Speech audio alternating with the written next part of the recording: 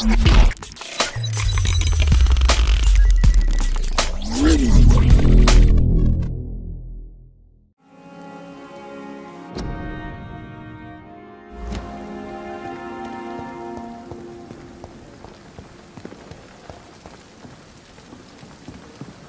evening, Milton. Good evening, Doctor. Still trying to save lives?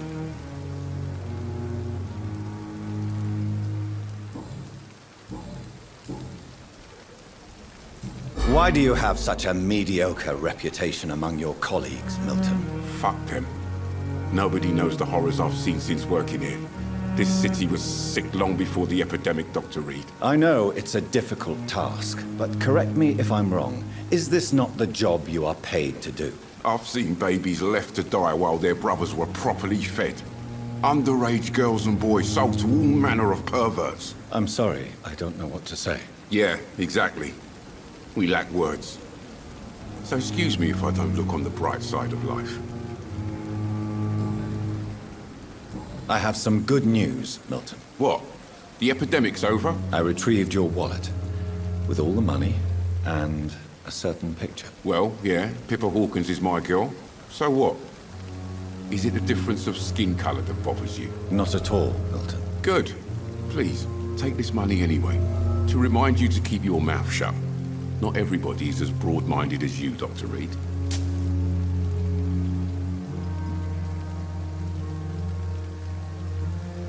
I'd like to see your goods. Wise choice, Dr. Reed.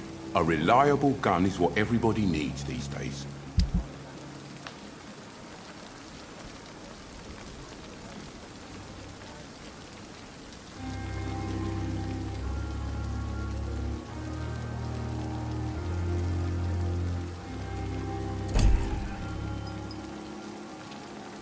Good evening, Milton. Good evening, Doctor.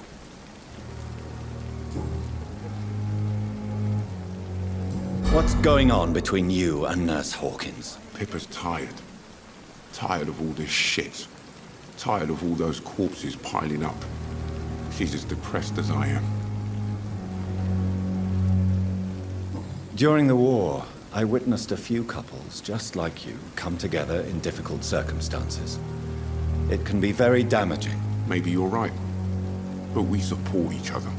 And that's all that matters. You do realize you could both get fired. Hospital staff are not meant to have intimate relationships with one another. Come on, Dr. Reed. Do you know how many rules are broken in this hospital every day just to keep it running? There's nothing wrong with what we're doing.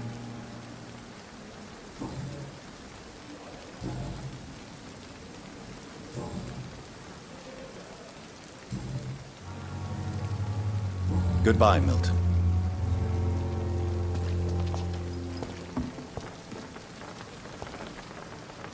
Good evening, sir. So it is true. The famous Dr. Reed has joined us. I can't think of any better news during these terrible times. Do we know each other? Actually, yes. We met once before, at the Rockefeller University in New York. Dr. Tippett, yes, I remember. I was assisting Professor Carell in his research about coronary bypasses. He had nothing but praise for you. He was also very confident about your future. And look at you now.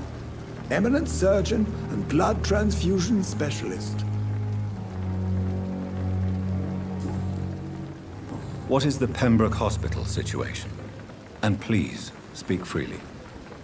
This hospital is not exactly the best of London. I'm sure you are used to working in a better environment. It's more than enough. In any case, the personnel of a hospital are much more important to me than the building. Don't be misled by appearances, Dr. Reed. This hospital does not lack talented people. It just lacks hope.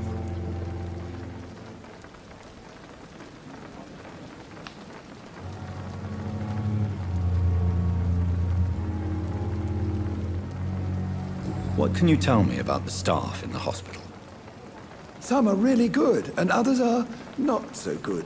But during this troubled period, there is no time for slander. I prefer to focus on the positive character traits. Tell me more about cherished people, then. Nurse Brannigan is a pearl. She is the most helpful and dedicated nurse I've ever worked with. A clever and cheerful woman. You really seem to admire her skills. I'll go even further. If she was a man, she would be...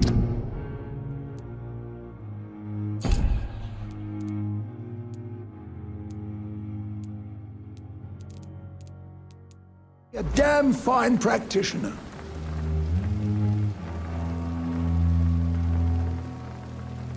Any opinion about the management? I don't always agree with Dr. Swansea's reserve, but I must admit he does all he can to keep this facility running during this crisis. Ah, yes, the burden of command. I was fed up with this concept while serving as a medical officer. Don't get me wrong. Swansea's a good administrator. I just wish he would get out of his office down again. You're exhausting yourself, Corcoran. Maybe you should think about preserving your strength. No, we must keep on healing all those poor souls. We are the last rampart before chaos. Once more unto the breach.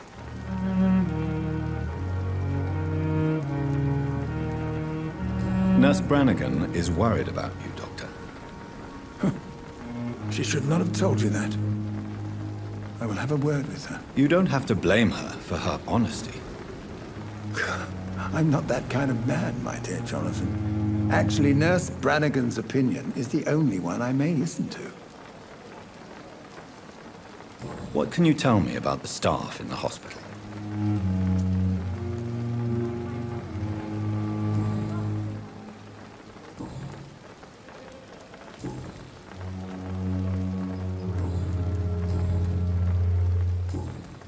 Goodbye, Dr. Tippett.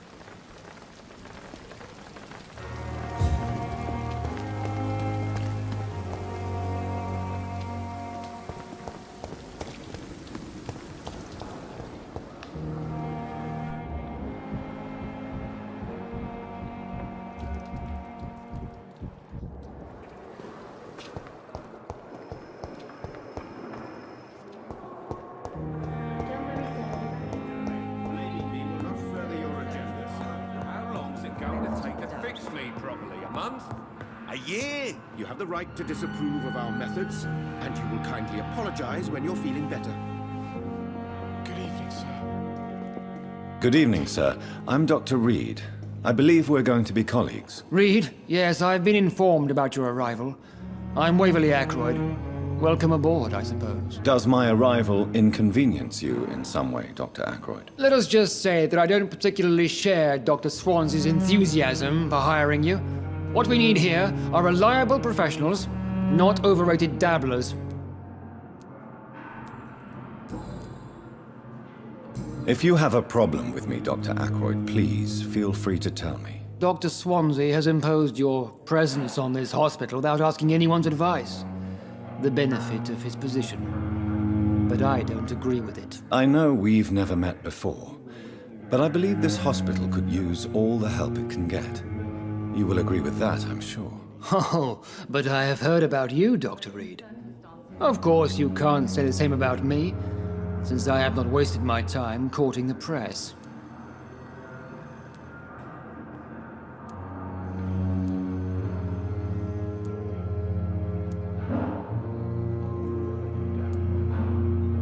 There is no need for such animosity between us. Don't you think the epidemic is already enough to deal with? That is one point we could agree on. And that is precisely why I want to be sure that you will be of help to this hospital instead of a burden. Since your tenure in this hospital is longer than mine, perhaps you can tell me more about this place. Let's just say I'm tired of the carelessness around me. I have always respected the skills of Dr. Swansea, but over time his enthusiasm has become displaced. Carelessness? Exactly what are you talking about? We're here to save lives. The people who trust us are not volunteering for experimentation. They're here to be healed. I don't intend to run any radical experiments, Doctor. Even if I, as any good practitioner should, express an interest in pushing the boundaries of medical research. Modern medical methods were created through audacity and ego. But there are rules in our line of work, and they're here to protect our patients.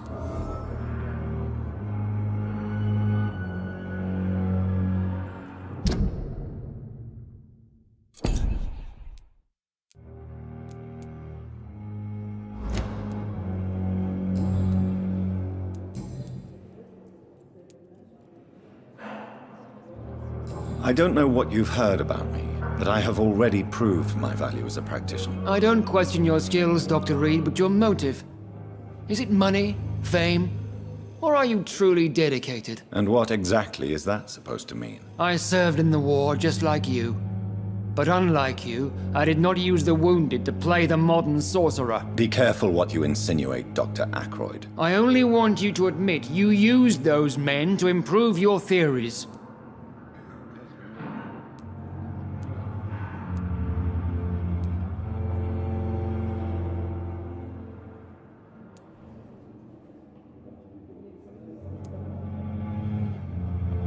This is ridiculous. My blood transfusion technique saved many lives, and you know it. You see? That is exactly what I hate about people like you. You avoid this kind of accusation instead of facing reality. It seems you have bad memories of your military service. I refuse to see this industrial slaughter as scientific progress. War only reveals the worst in men. We can at least agree on something, Dr. Ackroyd.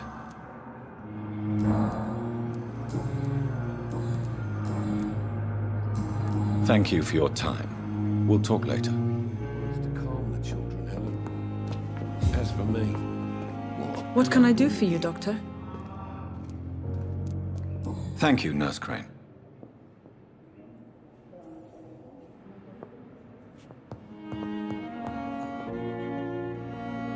Good evening, sir. I'm Dr. Reed. May I help you? I don't know if a third opinion is needed. Your colleagues are already arguing about my condition. I see. Would you mind telling me more about your situation? I'm Harvey Fiddick. All I want is to get me bloody arm fixed properly. Tell me about yourself, Mr. Fiddick. I'm just a regular guy waiting to get his arm fixed, so I can return to work and to my family. I was more curious about what you were doing before being hospitalized. I'm a carpenter. And a good one, too. But that means I need both arms to feed my family, Dr. Reed.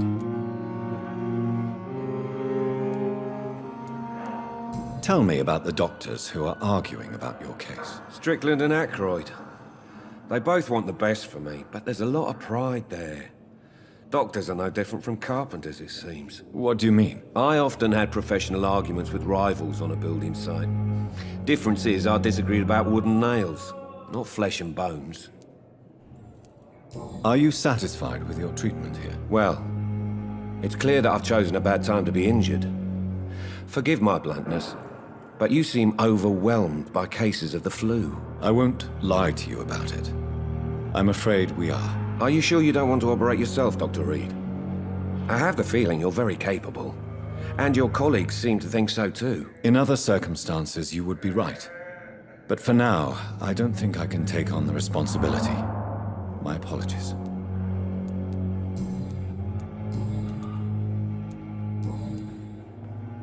Goodbye for now, Mr. Fiddick. I'll see you later. I will not let you down, my boy.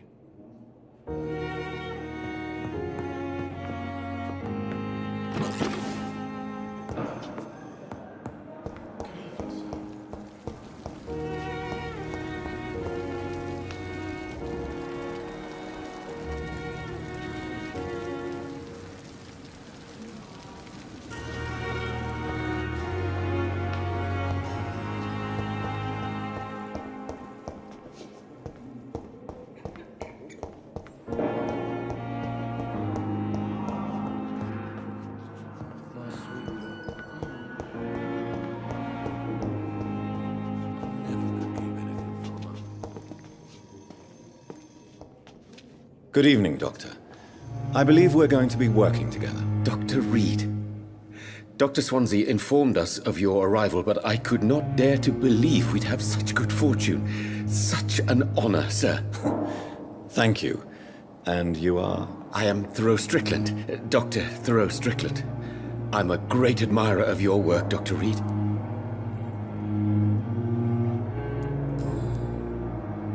Please, could you tell me something about yourself? I'm a great admirer of your work concerning blood transfusion, Dr. Reed. I run my own experiments. I'm convinced it's the future. What made you choose to be a doctor? I'm not ashamed to admit you and your work have inspired me. I am honored to have the opportunity to work by your side.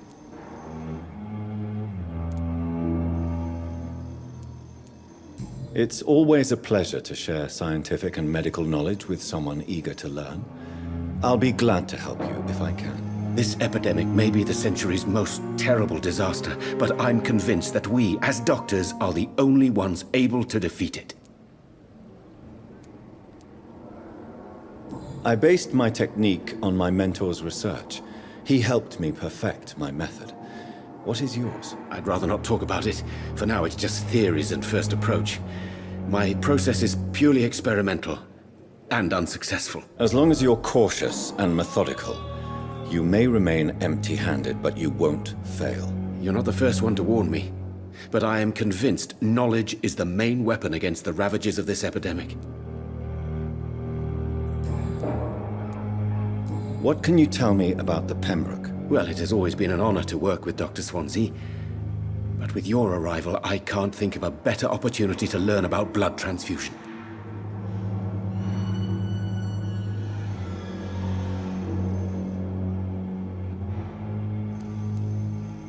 Do you need help with anything in particular? Well, yes, maybe. I'm waiting for a batch of products I ordered for my personal research, yet my supplier seems to have vanished. Do you want me to play the errand boy for you? Oh no, Dr. Reed. But if you went personally to his shop, what with your reputation and all, he wouldn't dare to refuse the products I need. I see. Well, give me the address, for I may pass by if I have time. You seem quite optimistic. It's a rare and precious attitude in these difficult times. I'm convinced that this epidemic is a test of endurance and dedication for us men of science. Questions remain about our capacity to resolve the situation. True. Last summer, during the first wave of the epidemic, I used to joke with Milton about the extra work. We're not smiling now.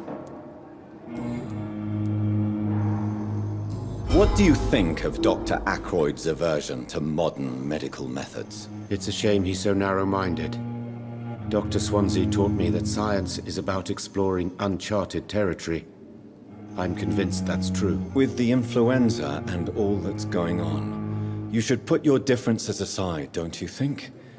Why is it so difficult to work together? I believe that if Dr. Ackroyd had been the one to discover the transfusion process, he would be the first to recommend its use. So you believe it's just a question of jealousy and pride? Dr. Ackroyd is as proud as he is blinded by his obsolete concept of medical science.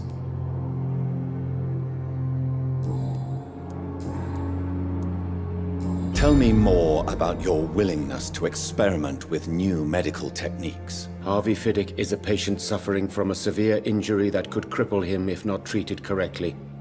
I'm convinced your blood transfusion technique could help him. What is it you really want? To save him, or to prove your point? Fair question. I want nothing but to save my patient, Dr. Reed. Especially since I know Mr. Fiddick's story.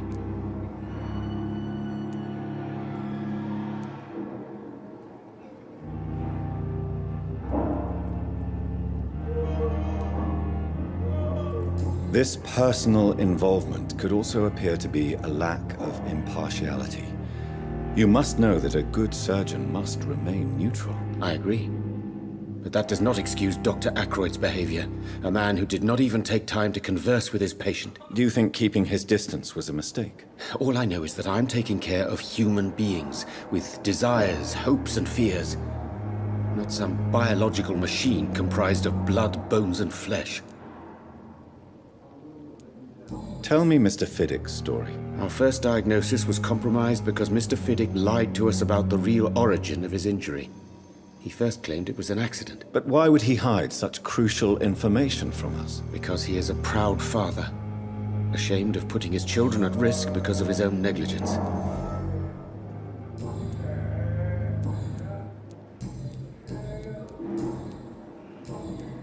Goodbye, Dr. Strickland. Drink, think deeply as I sink. Finally, someplace I found peace in the dark of night. Tabletops, counters in the